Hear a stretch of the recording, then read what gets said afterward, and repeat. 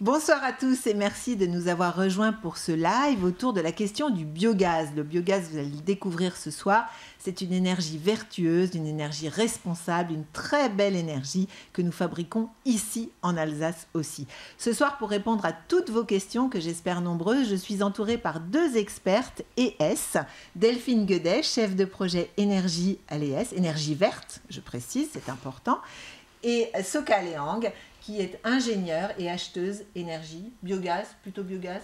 De l'énergie et du biogaz. Voilà, chez ES également.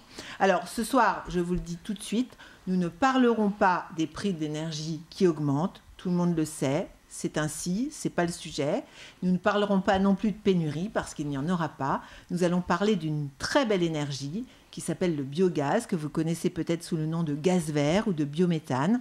Et nous allons vous expliquer comment ça fonctionne, comment nous pouvons tous y participer et comment peut-être cette énergie nous permettra de produire chez nous ce dont nous aurons besoin demain. Alors, pour tout comprendre, je compte sur vous pour nous poser vos questions. On essaiera d'y répondre tout au fil de la soirée, donc surtout n'hésitez pas. C'est important de bien comprendre comment ça fonctionne. On étaiera notre discours par des petits films, des petites vidéos, donc vous verrez, tout cela sera tout à fait clair. Alors, pour bien comprendre ce qu'est le biogaz, Delphine, j'aimerais bien que vous nous donniez une petite explication, une petite définition.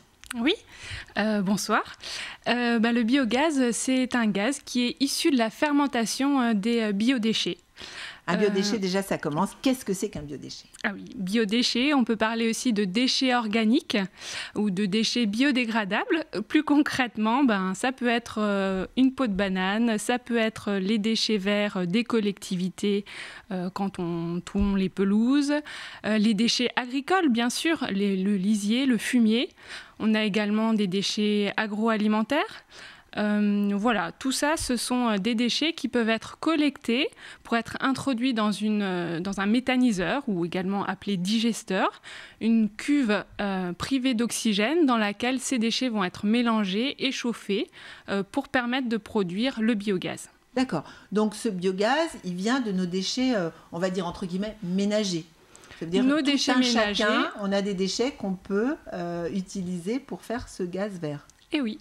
Donc attention, il faut absolument qu'on trie nos déchets, ça c'est important. Alors ce biogaz, ce gaz vert, qu'est-ce qu'on va dire ? On va dire biogaz, gaz vert, qu'est-ce que vous préférez ? Alors en effet, on parle de biogaz ou de biométhane. Le biométhane, c'est le biogaz une fois qu'il a été épuré et qui peut être injecté dans le réseau de gaz naturel, ou de gaz vert pour dire un gaz d'une origine renouvelable. Donc les trois appellations. Ça le différencie du gaz naturel. Tout à fait. Ça. Alors, ce biogaz, on l'utilise de la même façon que le gaz naturel ? Oui, exactement. Il a les mêmes possibilités d'utilisation, à savoir un usage comme combustible. On peut le brûler pour faire soit de la chaleur, soit de l'électricité.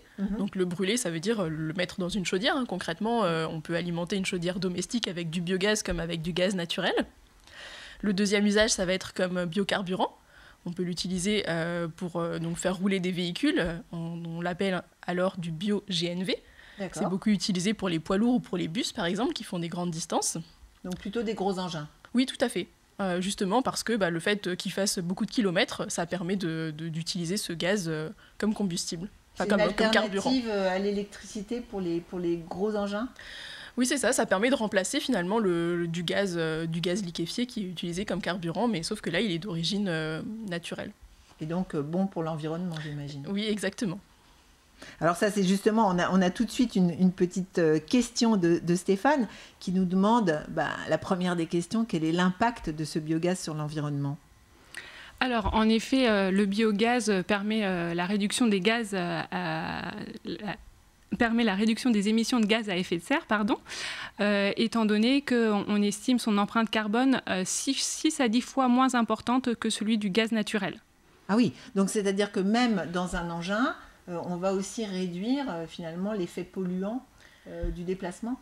Exactement. Alors en fait, le fait de produire du biogaz, ça va générer moins d'émissions de gaz à effet de serre, à la fois parce que on va le produire localement, donc on ne va pas transporter du gaz venu de pays lointains, et également parce qu'on réutilise des déchets et donc on capte du méthane qui pourrait être lui perdu dans l'atmosphère et qui est un puissant gaz à effet de serre.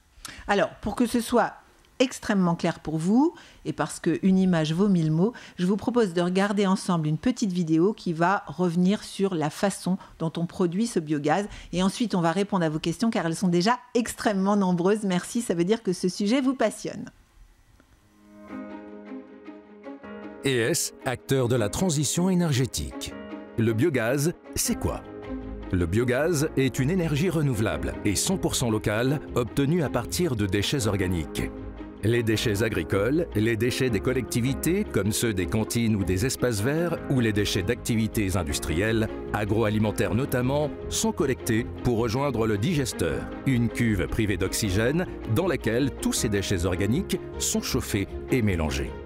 En fermentant, les bactéries transforment la matière organique en biogaz. Ce processus est appelé la méthanisation. Épuré et contrôlé, le biogaz devient du biométhane prêt à être injecté dans le réseau de gaz naturel. Le biogaz peut être utilisé pour le chauffage, la cuisson, l'eau chaude, l'industrie, mais également comme carburant, le bio-GNV. En plus du biogaz, la méthanisation produit des résidus solides et liquides, le digestat, utilisable comme engrais naturel. Ainsi, le biogaz constitue une source d'énergie renouvelable avantageuse pour l'ensemble des acteurs du territoire. Valoriser les déchets, produire une énergie renouvelable et du carburant bio-GNV. Lutter contre le réchauffement climatique, préserver la qualité des sols et des nappes phréatiques, créer des emplois localement. Le biogaz, une énergie d'avenir.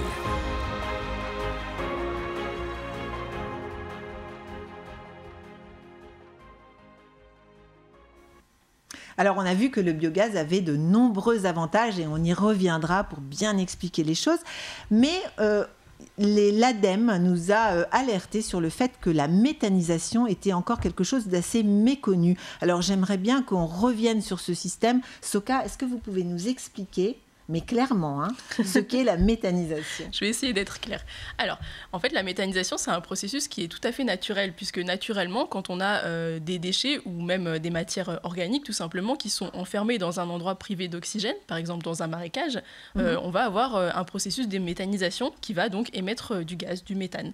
D'accord. Et donc, en fait, ce qu'on fait là avec les méthaniseurs, c'est qu'on a industrialisé un processus naturel. Donc, on a tout simplement recréé des conditions où on prive d'oxygène un milieu dans lequel on met des déchets pour augmenter l'efficacité de la production de biogaz. Ça sent mauvais? Comme ça, j'imagine des déchets privés d'oxygène, je ne sais pas pourquoi. Ah bah, les déchets du fumier, du lisier, oui, ça sent pas très bon.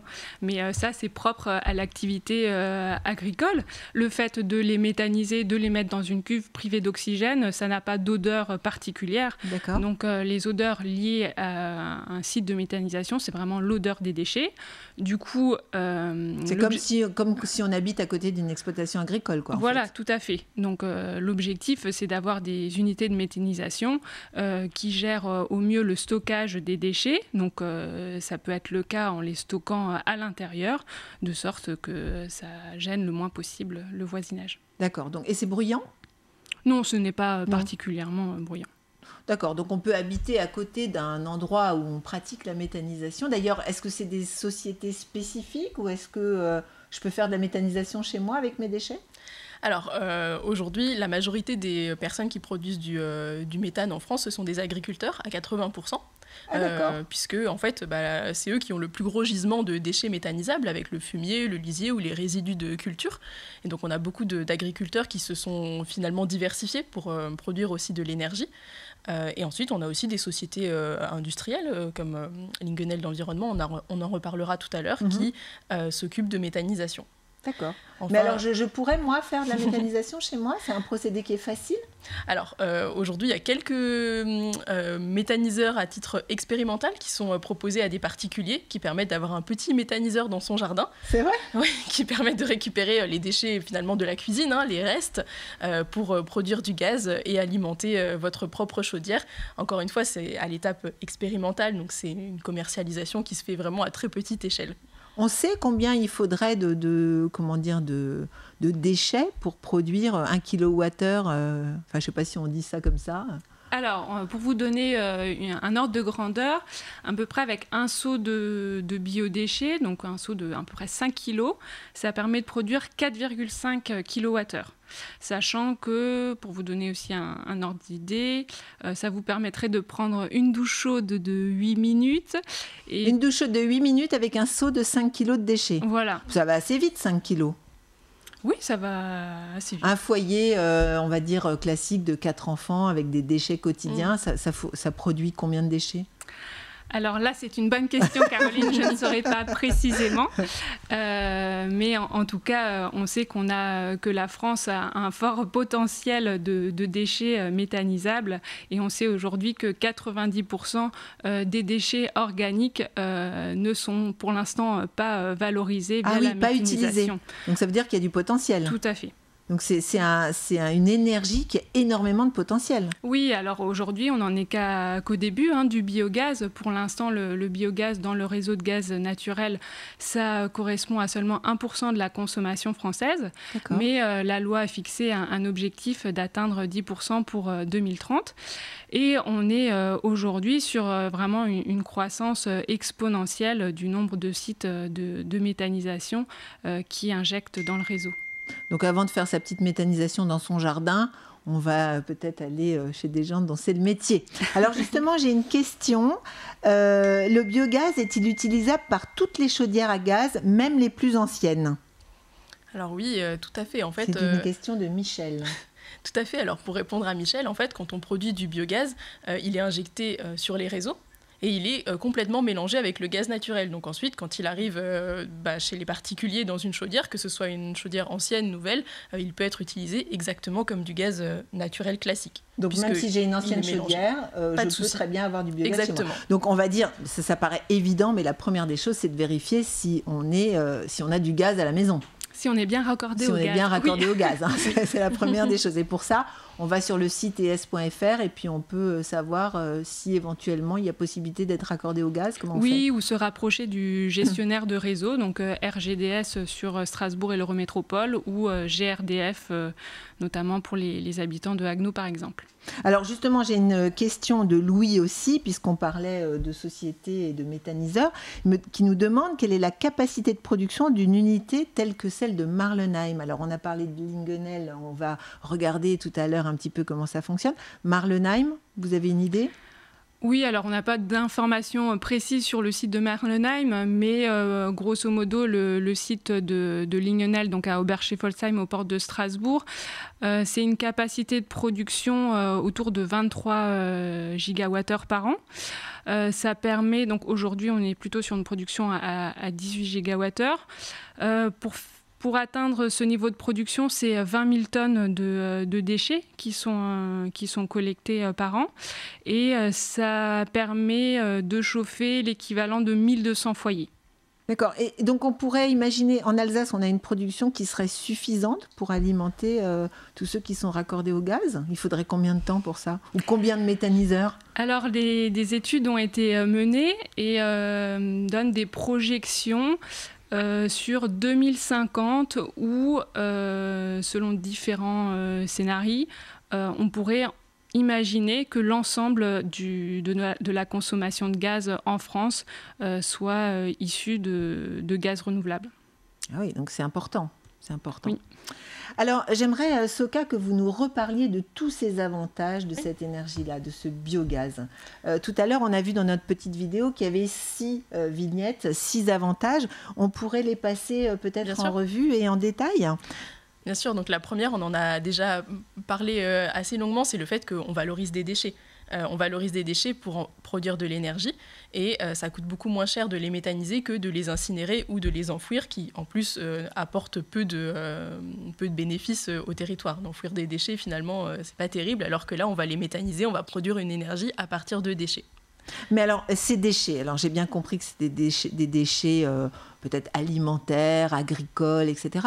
Mais comment je les conserve ? Alors, je dois conserver mes déchets, je dois les apporter quelque part. Comment je peux participer ? Alors oui, au titre de citoyen, vous pouvez participer en collectant vos propres biodéchets. Il y a différentes solutions. C'est pas une goutte d'eau dans la mer, c'est important. Ça participe à cet effort et à cette valorisation. Donc oui, bien sûr, tous les déchets sont utilisables. Donc il faut absolument conserver ces déchets et les trier. Ça, c'est très important. Non, mais parce qu'on nous explique depuis longtemps qu'il faut trier ces déchets, mais parfois, on ne sait pas vraiment, finalement, si c'est utile ou pas. Mais là, on voit que c'est extrêmement utile. À titre d'exemple, donc on est partenaire d'une start-up locale qui s'appelle Green Phoenix, qui justement propose des solutions pour les particuliers qui veulent valoriser leurs biodéchets. Il suffit pour ces particuliers d'apporter son seau de biodéchets sur les marchés à Strasbourg. On va revenir en détail dessus. Voilà, mais à titre d'exemple, cette start-up a déjà collecté 75 tonnes de déchets en une année, principalement auprès de clients particuliers. Donc oui, c'est sûr que 5 kilos par semaine, on se dit, c'est pas grand-chose, mais mis bout à bout, chaque citoyen...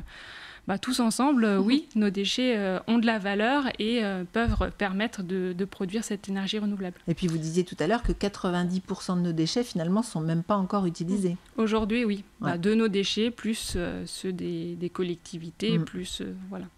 Donc, on utilise nos déchets, ce qui est quand même assez génial. Tout à fait. Parce que c'est un cercle vertueux, comme on dit, rien ne se perd, tout se transforme. Donc ça, c'est déjà le premier point, premier avantage, et pas des moindres. Ensuite. Mais tout à fait. Et en plus, cette maxime de Lavoisier fait le lien avec le deuxième avantage, qui est le fait que c'est une énergie renouvelable, puisque même si on essaye de produire de moins en moins de déchets, c'est quand même l'objectif. Les meilleurs déchets, c'est ceux qu'on ne produit pas, tout comme l'énergie. Tout à fait.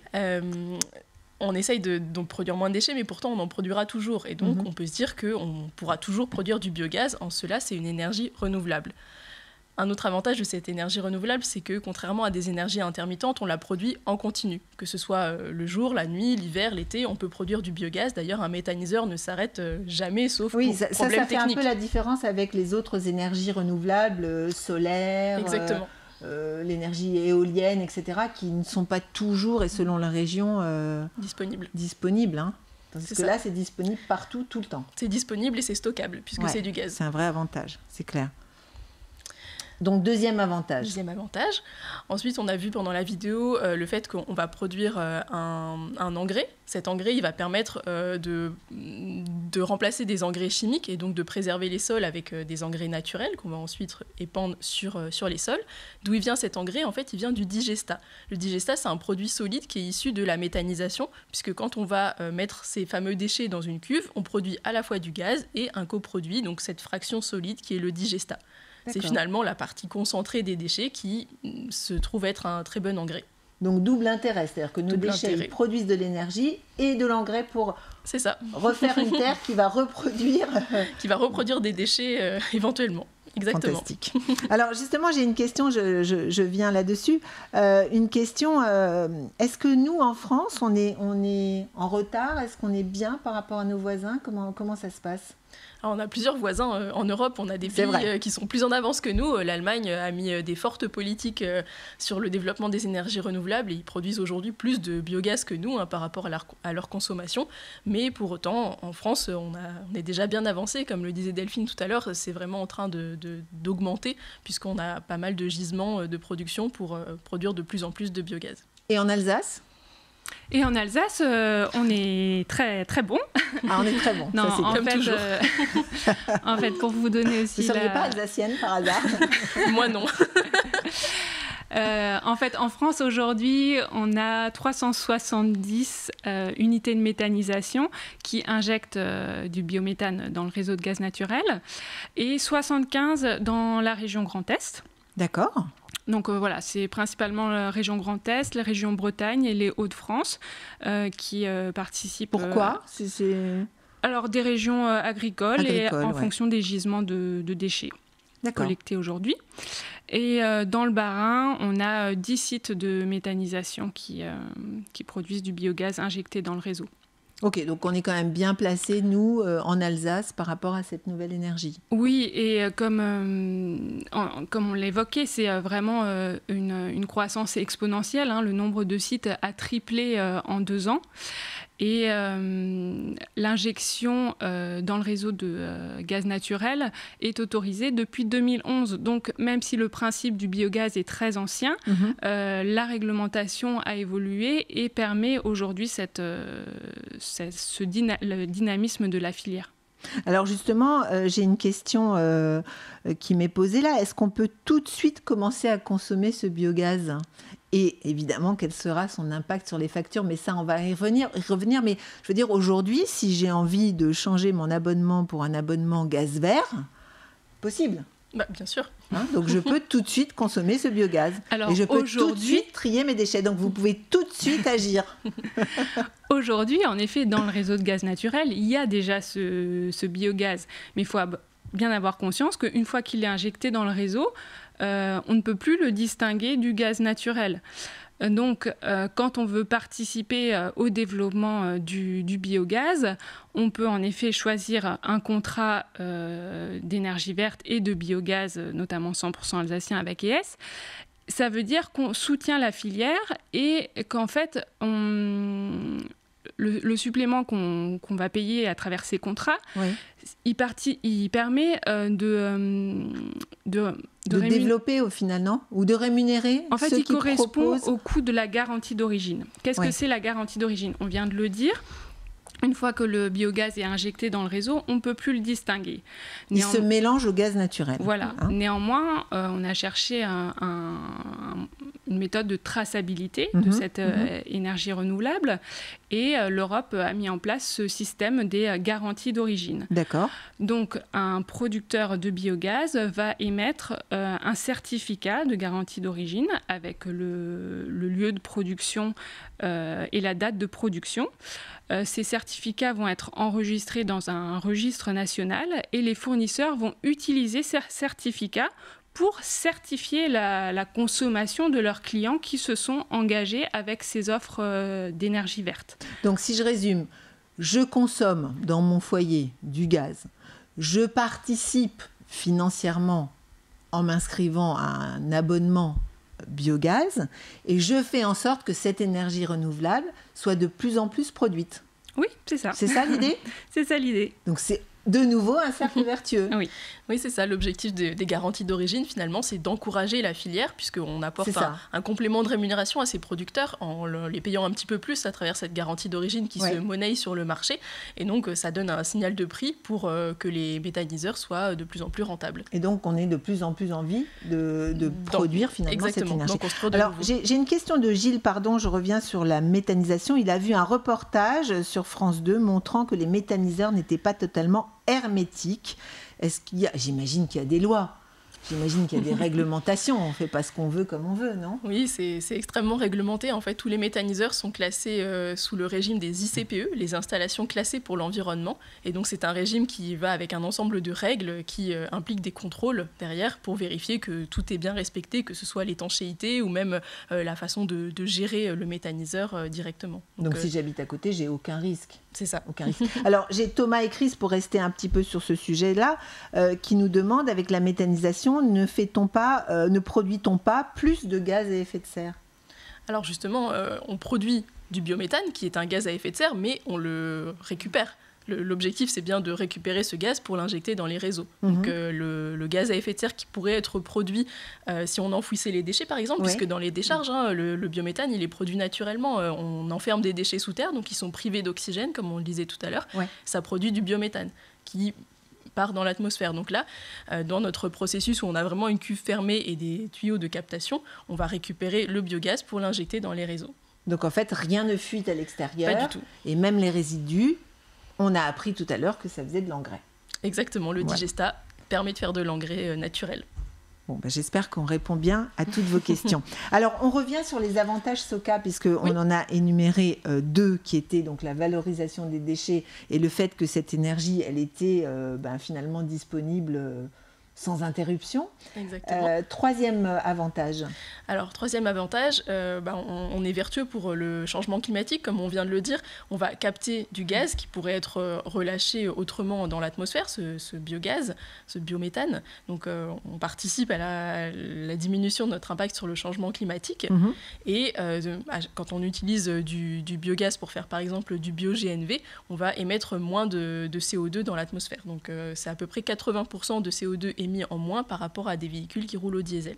Oui, donc c'est vraiment intéressant. C'est quand même pas négligeable. Alors, par ailleurs, cet engrais naturel qu'on a appelé le digestat, ça aussi, c'est un avantage parce que ça évite d'utiliser des engrais chimiques.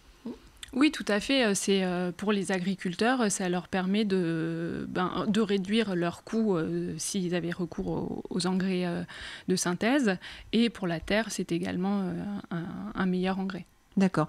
Alors enfin, j'ai envie de vous poser la question, est-ce que si on y croit à cette énergie et si elle se développe, est-ce qu'économiquement, ça crée de l'emploi, c'est intéressant? Qu'est-ce qui va se passer? Alors forcément, ça crée de l'emploi puisque c'est une nouvelle activité qui va être sur les territoires. Et puis en plus, c'est des emplois non délocalisables puisque par définition, on va le produire à l'endroit où on produit les déchets. On va éviter de les transporter sur des kilomètres. Oui. Donc c'est vraiment des nouveaux emplois qui se créent, des nouvelles formations, des nouvelles compétences aussi, à la fois pour la collecte des déchets, pour le transport et puis pour faire tourner l'unité de méthanisation. Oui, donc en fait, on répète ces 6 avantages, mais j'imagine qu'il y en a d'autres si on cherchait encore, qui nous font dire que c'est une énergie vraiment d'avenir. Alors justement, qui dit énergie d'avenir, est-ce qu'on est capable ou est-ce qu'on sera capable d'en produire suffisamment? Comment ça se passe aujourd'hui? Quels sont les objectifs? Oui, tout à fait. Comme on l'a évoqué, je crois, des études ont été menées et ont montré un véritable potentiel de développement pour cette énergie, avec les 90% de biodéchets qui ne sont pas valorisés aujourd'hui. L'objectif de passer de 1% de la consommation à 10% en 2030 et voire en 2050, on pourrait imaginer un verdissement total du réseau. Et comme on l'a souligné, de multiples avantages de cette énergie, mais surtout, je reviens sur le côté de la non-intermittence du biogaz par rapport à d'autres énergies renouvelables et également l'utilisation d'infrastructures existantes. On capitalise sur le réseau de gaz naturel qui existe déjà pour y injecter une énergie renouvelable. Donc c'est vrai que le biogaz a vraiment sa place dans le mix énergétique français et gagne à être connu. C'est d'ailleurs pour ça qu'on est là ce soir, pour le faire connaître. Alors, bon, moi, je suis convaincue, je trouve que c'est formidable, le biogaz, j'ai envie d'en avoir chez moi. C'est un peu cette énergie verte, là, on a envie tous de souscrire à ça. Mais alors, comment on fait? Est-ce que vous pensez que le client, le consommateur, il est prêt à payer plus cher? C'est une question qui nous est aussi posée par Stéphane. Est-ce qu'on est prêt à mettre un petit peu plus au bout pour avoir cette énergie verte chez nous? C'est vrai que c'est un engagement, il faut être convaincu et avoir envie de participer à cette transition énergétique locale du territoire et de soutenir cette énergie renouvelable vertueuse qui favorise également une économie circulaire locale. Et c'est à travers, je le répète, ce système de garantie d'origine... Mais c'est pas facile à comprendre ça, les garanties d'origine, parce qu'en fait, j'investis dans cette nouvelle énergie, mais je n'en profite pas. On est d'accord? Pas complètement, on va dire, ou pas directement. C'est le territoire qui en profite et c'est, j'ai envie de dire, les générations futures qui en profiteront également. Donc c'est vrai que c'est un signe d'engagement et un véritable geste pour l'environnement. Si vous vous êtes toujours demandé comment faire quelque chose pour la planète, là, vous avez une solution concrète. En payant.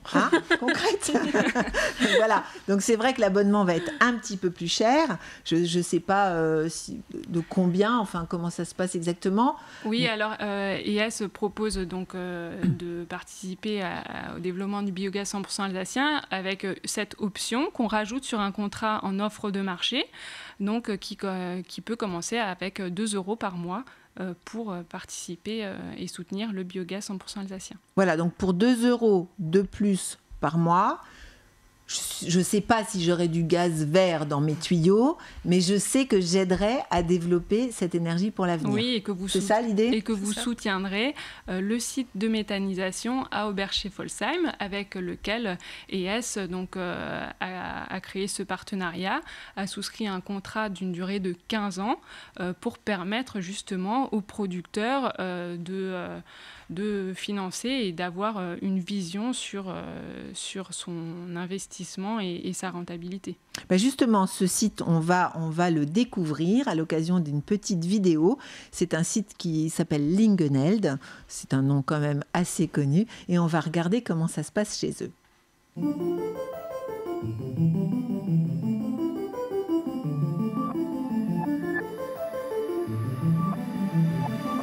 Je suis Laurent Thirion, je dirige les activités environnement du groupe Lingeneld. Produire du biogaz alsacien, nous en sommes plutôt fiers. Un fumier ou de la paille de maïs qui va être récoltée autour de l'unité de méthanisation sur le territoire et les champs bordant Oberchez-Folsheim va permettre de produire du biogaz qui pourra potentiellement chauffer l'école d'Oberchez-Folsheim et bien sûr en extension jusque sur le territoire de l'Eurométropole, puisqu'on est complètement dans un processus de cycle court et de proximité.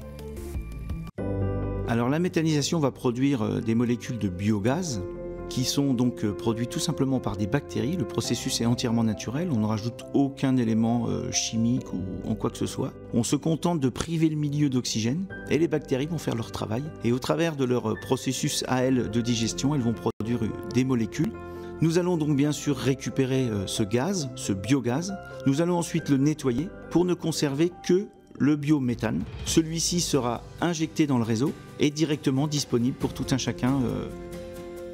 On a entre 100% de produits naturels, bien évidemment des produits propres, puisqu'on ne peut pas se permettre d'avoir la moindre pollution en milieu biologique. Et on rend plus qu'on ne prend au sol. Dans ce sens, c'est probablement la filière de valorisation la plus vertueuse et qui ne génère pas de déchets. Nous considérons aujourd'hui les agriculteurs comme nos partenaires, puisqu'ils sont pour nous une source d'approvisionnement et ils sont pour nous aussi une solution pour valoriser correctement l'ensemble des digestats et des composts qui sortent du méthaniseur. Et donc c'est une relation constante, saisonnière, et on essaye au maximum de travailler ensemble dans la proximité. Nous avons contractualisé avec l'ES pour une durée de 15 années, ce qui est très important pour un industriel, car peu de marchés aujourd'hui nous permettent de nous projeter sur 15 ans et de pouvoir exploiter cette unité de méthanisation en toute sérénité. Nous sommes très heureux de pouvoir être accompagnés par l'ES qui a la même vision que nous concernant la transition énergétique.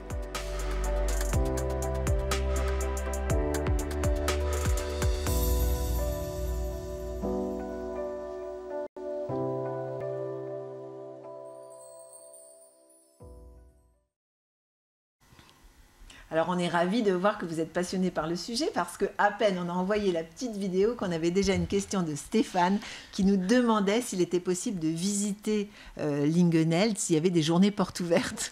C'est génial. Eh bien oui, on a vraiment hâte et envie de pouvoir vous montrer, montrer à tous ceux que ça intéresse concrètement comment ça se passe sur le site de méthanisation. Donc on va essayer d'organiser ça, on espère cette année pouvoir inviter nos clients à visiter le site. Donc Stéphane, ouvrez l'œil parce que prochainement on vous proposera de venir visiter cette entreprise.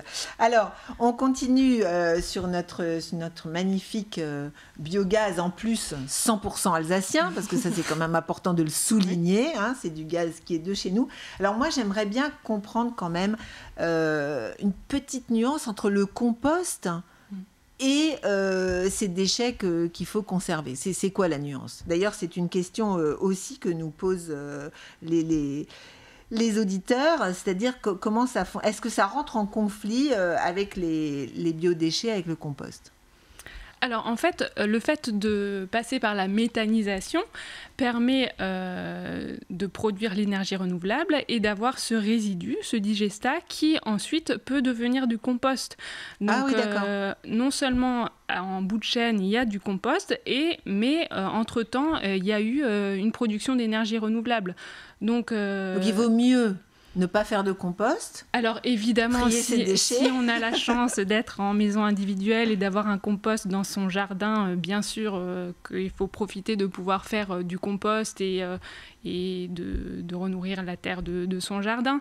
Mais c'est vrai que... Donc ça, c'est si on a un potager, par exemple. Il faut savoir qu'en tout cas, à travers la méthanisation, en bout de chaîne, il y a quand même la création de la production de digestat et ensuite, l'étape d'après, de compost.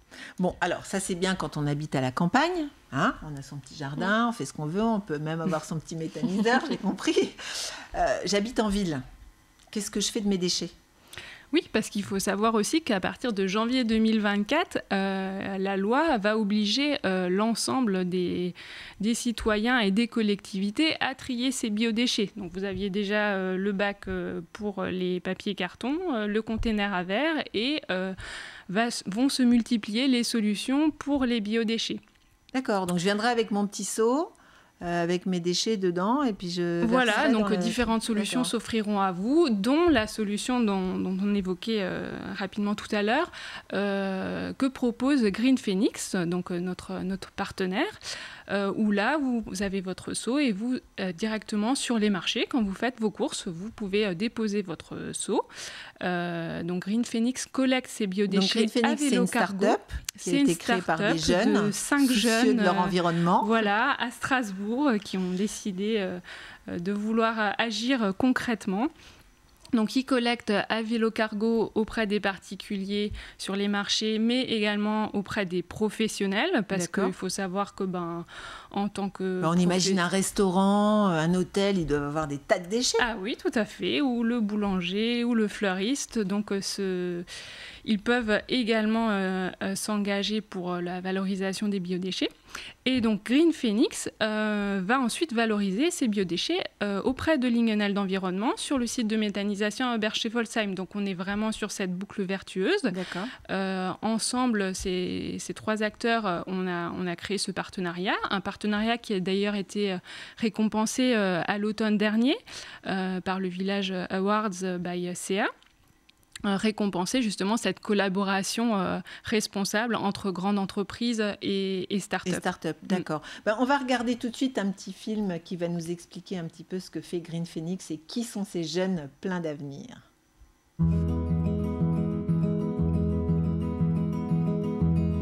Green Phoenix, c'est 5 jeunes entrepreneurs, William, Robin, Aurore, Daniel et moi-même, Erika. Green Phoenix collecte les biodéchets. Pour les particuliers, on se positionne sur les marchés alimentaires, de Broglie, Marne, Neudorf. Et pour les professionnels, on fait de la collecte en porte-à-porte. On va directement sur leur lieu de travail.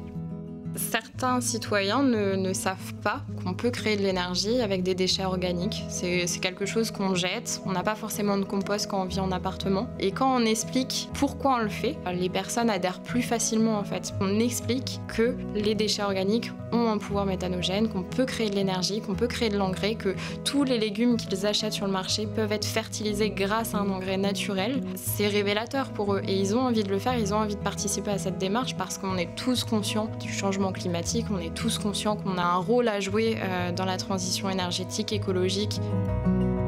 Les familles sont très heureuses de faire ce geste de tri, se rendre compte aussi que leurs poubelles diminuent énormément. C'est un point de rencontre, les marchés, on discute, c'est agréable. Les enfants, ils adorent tamponner les petites cartes d'abonnement. Avec ES, on a choisi de créer un partenariat sur le long terme pour mener des actions conjointes, pour informer, sensibiliser les citoyens, pour expliquer à nos adhérents qu'ils peuvent poursuivre leur démarche et souscrire à une énergie plus verte, pour que ES informe leurs clients qu'ils peuvent valoriser leurs déchets organiques à Strasbourg facilement. Lorsqu'ES nous a contactés, cela nous a fait sens car nous souhaitions boucler le cercle vertueux que nous prônions. Nous collectons les déchets organiques, nous les valorisons par voie de méthanisation avec notre partenaire Lingenel d'Environnement. Et enfin, tous les Strasbourgeois et Strasbourgeoises peuvent souscrire à une offre biogaz 100% alsacien chez ES.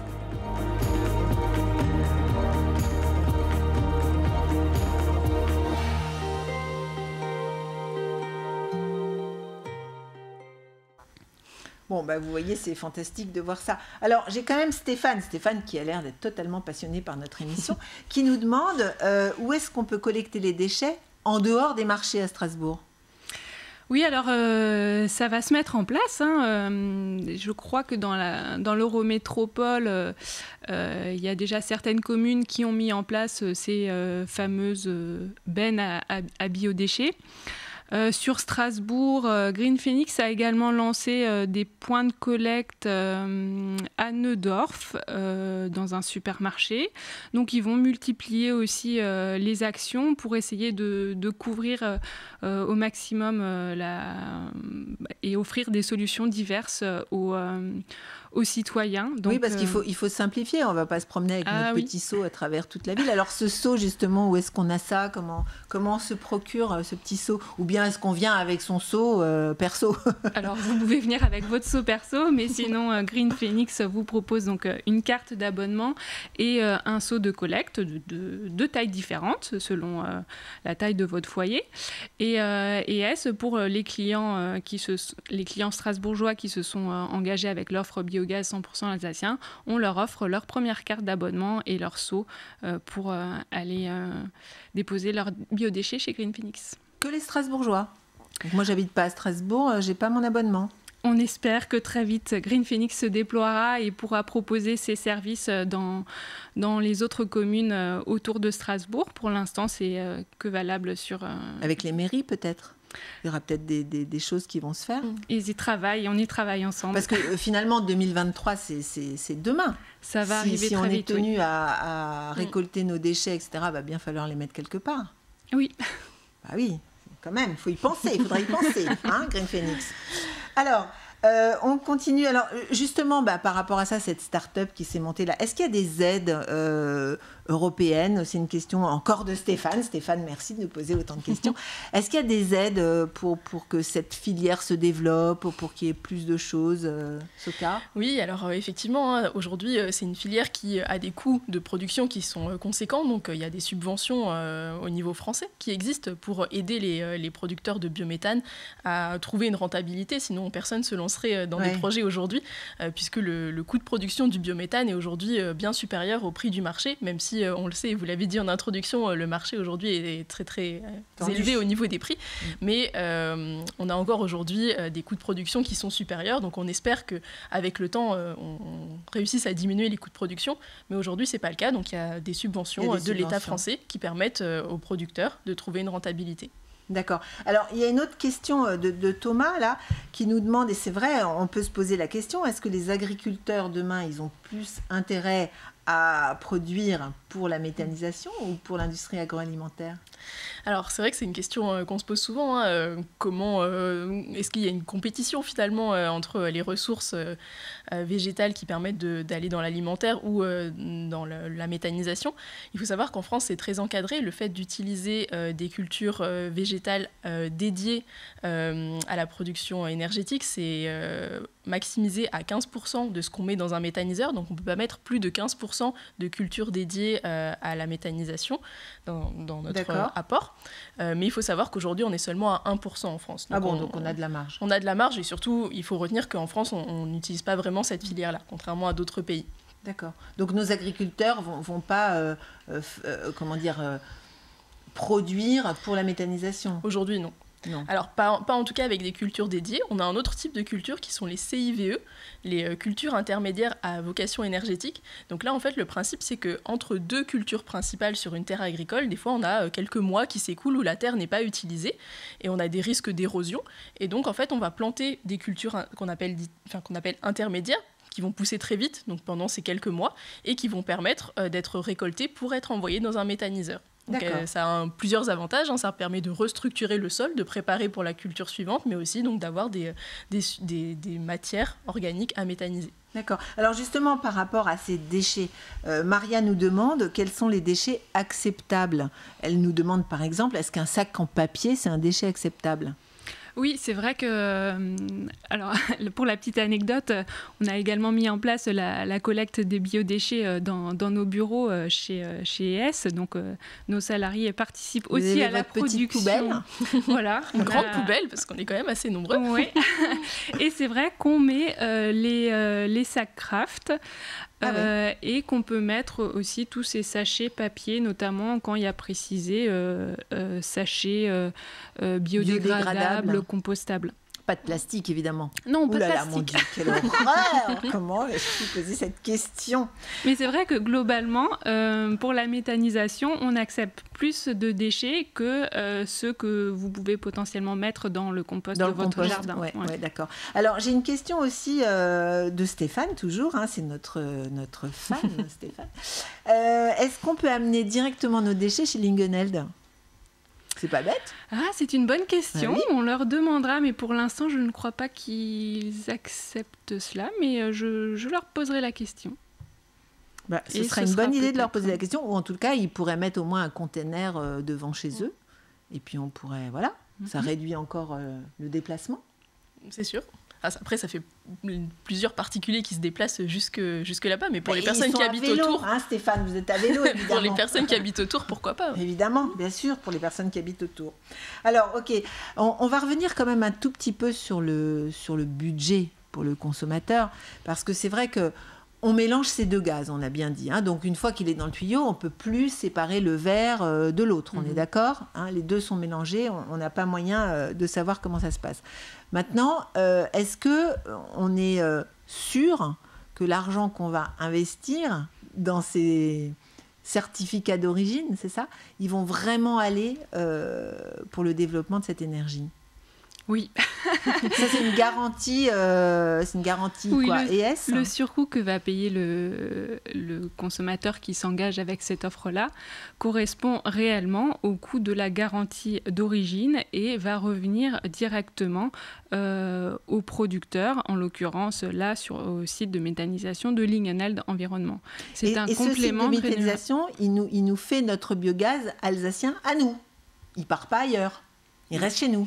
Il part dans notre réseau chez nous. Il part dans notre réseau. Ça, c'est pour répondre aussi à une question qui nous est posée. Est-ce que c'est vraiment pour l'Alsace et est-ce que c'est étendu sur toute l'Alsace? Aujourd'hui, c'est ES qui a un contrat d'exclusivité entre guillemets avec ce producteur, hein, Lingenheld Environnement. Donc c'est nous qui lui rachetons 100% des garanties d'origine qui sont émises par ce producteur. Donc ensuite, nous, on les valorise au profit de nos clients. D'accord. Alors, sur la facture maintenant, parce que vous savez, les gens sont soucieux aujourd'hui du prix de l'énergie. Est-ce qu'on voit la différence entre les deux, entre le gaz vert et le gaz naturel? Est-ce que je sais... Alors, sur votre facture, vous savez si vous avez souscrit à une offre biogaz 100% alsacien, mais après, vous n'avez pas la répartition de votre consommation. En fait, c'est un forfait. Oui, donc c'est 2 € de plus par mois. Ouais. Et avec 2 € de plus par mois, on certifie que l'équivalent de 10% de ma consommation. Voilà, hein, c'est ça.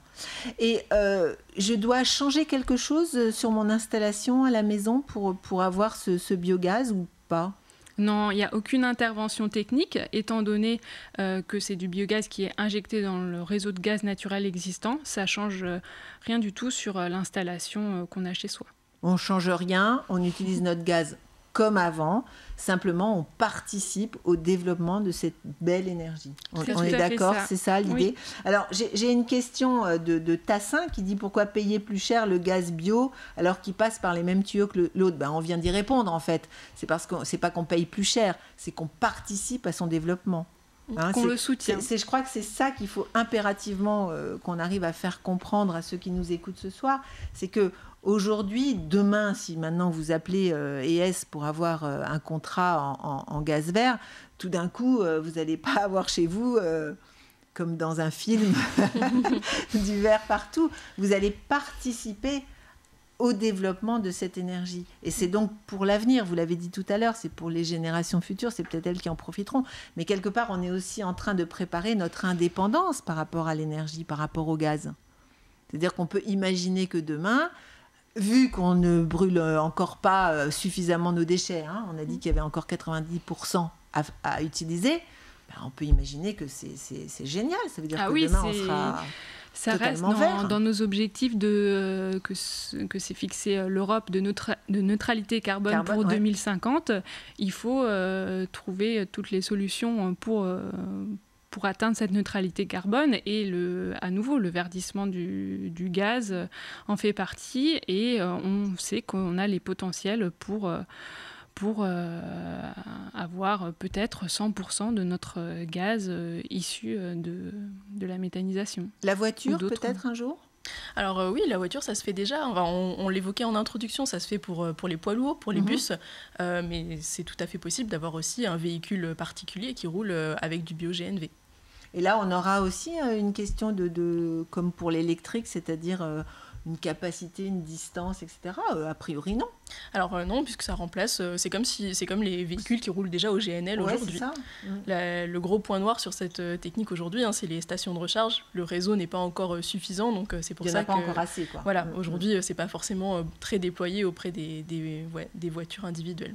Mais comme à partir de maintenant, vous allez trier vos déchets, comme à partir de maintenant, vous allez bientôt avoir chez vous des endroits pour venir déposer ces déchets, parce que le Phénix ne peut pas être partout avec son vélo cargo. Donc tout ça, ça va aller de plus en plus vite. Et c'est ça qu'on voulait faire passer comme message ce soir, je crois. Vous êtes d'accord ? Oui, tout à fait. Donc je regarde si nous avons encore des questions. Alors oui, ça forcément. Alors c'est toujours Stéphane qui pose la question. Est-ce qu'en termes de communication et est-ce qu'on peut en parler davantage parce que ça reste toujours confidentiel. Écoutez Stéphane, je vais vous dire, si on est là ce soir, c'est bien justement parce qu'on aimerait que cette énergie ne soit plus confidentielle. On en a parlé tout à l'heure. C'est une énergie nouvelle dont on parle. Vous avez dit 2011 tout à l'heure, donc c'est quand même assez récent, mine de rien, qu'on puisse injecter... ES propose des contrats de biogaz depuis 2018 déjà.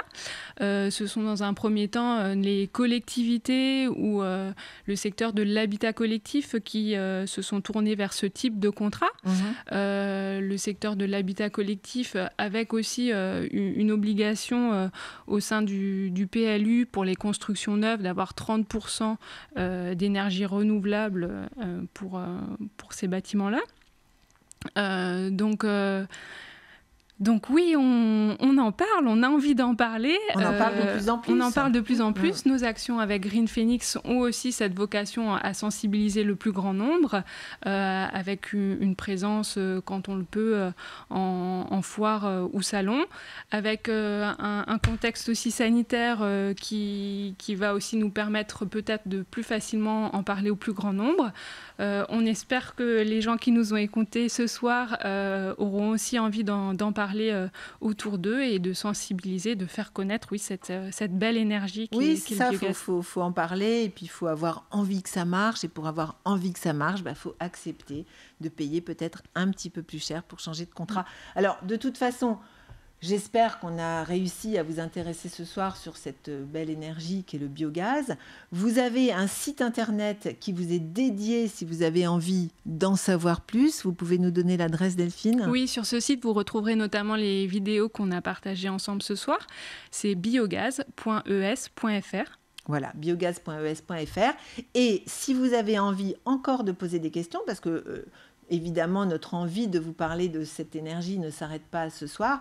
Vous pouvez envoyer vos questions sur mon énergie tout attaché, monénergieverte@es.fr. Donc avec ces deux sites-là, vous pouvez continuer à vous informer sur le biogaz, vous pouvez continuer à savoir ce que ça vous coûterait de participer, vous aussi, sur votre contrat de gaz. Vous pourrez également savoir où il y a des points de collecte. Ça c'est important, peut-être que vous le mentionnez. Oui, tout à fait. Voilà. Donc où vous pouvez aller traiter vos déchets. Et puis, est-ce que vous avez pensé à mettre des petites photos de tous les déchets qu'on pourrait éventuellement réutiliser ? Green Phoenix a une fiche récapitulative justement pour aider les citoyens à s'y retrouver. Oui, parce qu'on est toujours en train de se demander est-ce que ça je le garde, est-ce que ça je ne le garde pas. Oui. C'est important. Merci ça. Pour la suggestion, on le rajoutera sur. Vous le rajouterez. Et puis évidemment, en entreprise, vous pouvez également participer. Oui, c'est pas uniquement le particulier. Comme fait nous à l'ES finalement, d'avoir notre propre poubelle qui est collectée par Green Phoenix. Voilà. Et les entreprises peuvent également souscrire à ce contrat biogaz ? Ah oui, le contrat biogaz, donc c'est valable qu'on soit particulier. Petite ou grande entreprise, donc chacun peut agir et soutenir cette énergie. Et si on veut mettre plus que 2 €, c'est possible ? Oui, oui, c'est possible. On l'a dit, 2 € par mois, c'est pour 10% de ma consommation. De sa consommation. On peut aller jusqu'à 100%. Et pour les 100% de sa consommation. Tout à fait. Et là, ça coûte combien? Alors, ça va dépendre de votre consommation, mais pour un consommateur moyen, on va dire, ça représente 14 € par mois supplémentaires. Et pour les entreprises, on a aussi des offres sur mesure où on adapte le pourcentage de biogaz en fonction de l'engagement que souhaite apporter l'entreprise. On adapte d'ailleurs aussi l'origine du biogaz. Les entreprises peuvent demander du biogaz d'origine France, donc là ça peut être n'importe quel méthaniseur en France, ou du biogaz plus localisé, donc alsacien ou d'autres régions si c'est des entreprises qui sont entre... Elles peuvent nous faire des demandes et nous on y répond avec les moyens qu'on a aujourd'hui. Tout à fait. C'est amusant. Ok. Alors, j'ai encore une dernière petite question. Quelle est la part du biogaz actuellement dans le réseau? 1%. 1%. D'accord. Bon, vous voyez, il y a de la marge, il y a de quoi faire encore. Alors, je crois qu'on a fait le tour. Est-ce que vous aviez envie d'ajouter quelque chose, mesdames? Non, merci beaucoup pour ce moment convivial. Merci en tous les cas à vous tous qui nous avez posé énormément de questions. On n'a pas pu toutes évidemment les donner aujourd'hui, mais je crois qu'on a apporté quand même pas mal de réponses. Et puis vous continuerez sur le site à pouvoir poser vos questions et bien entendu, on y répondra. Donc merci beaucoup. J'espère qu'on aura l'occasion de se retrouver pour d'autres lives pour essayer de vous expliquer un petit peu comment ça fonctionne dans le monde de l'énergie. Je trouve que c'est toujours intéressant. L'énergie, c'est notre avenir, alors il faut essayer de la consommer correctement. Et je vous rappelle que l'énergie la moins chère, c'est toujours celle qu'on ne consomme pas. À très bientôt. Bonsoir mesdames. Bonsoir.